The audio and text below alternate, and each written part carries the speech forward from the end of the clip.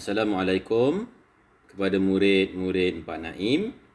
InsyaAllah hari ini cikgu akan kongsikan cara untuk mengubah bentuk dari bentuk pecahan kepada peratus.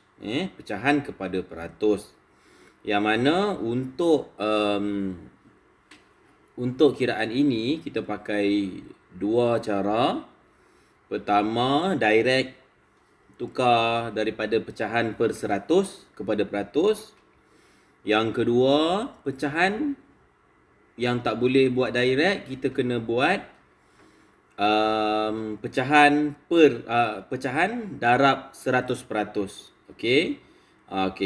Tak semua pecahan kita boleh tukar direct kepada peratus. Yang boleh tukar direct kepada peratus hanyalah yang penyebutnya boleh jadi 100. Contohnya 20. 20 darab 5, 100. 25. 25 darab 4, 100. 10. 10 darab 10, 100. 50. 50 darab 2, 100. Okey, itulah. Dan yang kecil-kecil itu bolehlah juga 2, 5, 4. Boleh. Tapi pecahan-pecahan yang lain, contohnya pecahan 45. 45 kalau kita nak darab 100, nak jadikan 100, kita tak ada nombor yang kita boleh direct jadikan dia 100. Kan? Okey, untuk nombor-nombor seperti ini kita guna kaedah kedua, iaitu darab 100%. Begitu juga dengan penyebutnya lebih dari 100. Contohnya 3 per 115. 115 kan? So kita kena buat 3 per 115 darab 100%. Okey? So kita ada dua kaedah. Kaedah pertama direct, kaedah kedua darab 100%. Baik. Baik, yang pertama sekali kaedah satu. Kaedah satu kita akan gunakan cara tukar direct daripada pecahan per 100 kepada peratus. Okey, ini kaedah 1. Contoh yang pertama 5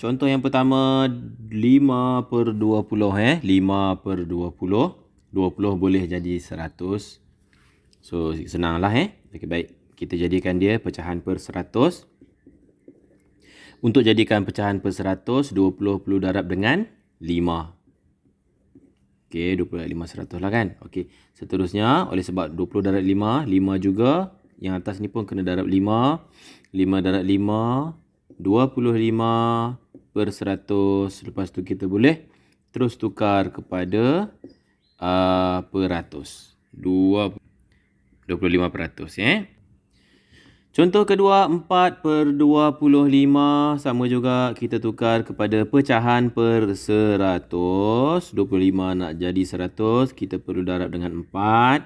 Bawah darab 4. Atas pun kena darab 4 juga. So 4, 4, 16. Terus dapat jawapan 16 per 100.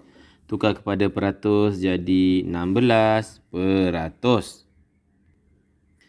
Seterusnya pecahan yang ketiga soalan yang ketiga, kita ada 16 per 50. Sama juga kita jadikan dia pecahan per 100. 50 nak jadi 100 darab dengan 2.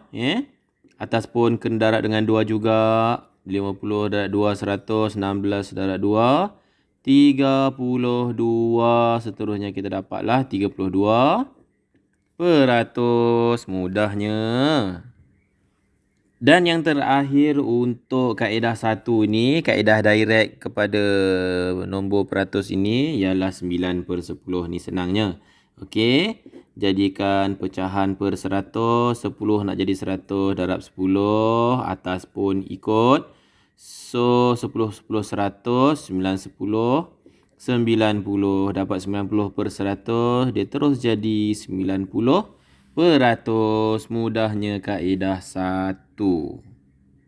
Seterusnya kaedah 2. Kaedah 2 sedikit mencabar sebab kamu perlu darab dengan 100%. Nombor pecahan darab nombor 100%. Sedikit mencabar sebab pecahan ni dia ada mansuh dan sebagainya. Kalau tak kuasai mansuh, susahlah kita. Baik.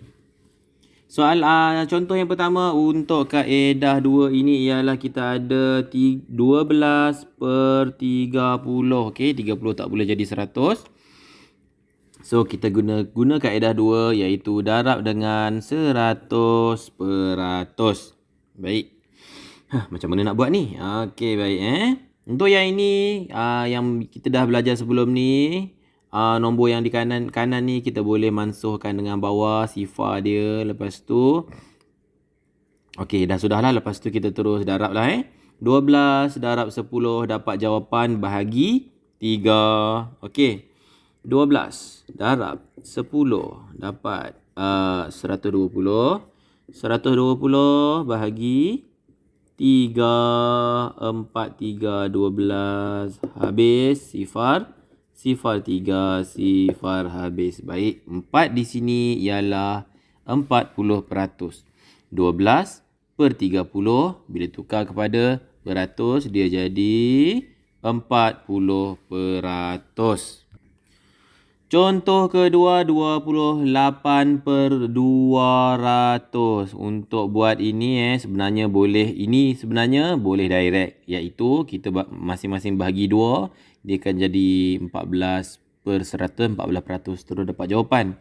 Tapi tak apa, saja saya nak tunjukkan cara darab 100% ini Okey, bila kita darab ini yang kita dah belajar sebelum ni sifar di sini boleh potong dengan sifar di bawah penyebut. So sekarang ni kita ada 28 darab 1%. Okey. Kekal 28 lah. So 28 bahagi 2. 28 bahagi 2, 1, 2, 2 habis 8. 4, 2, 8 habis 14 ini ialah 14%. Mudah saja Seterusnya contoh ketiga. Contoh ketiga kita ada 15 per 250.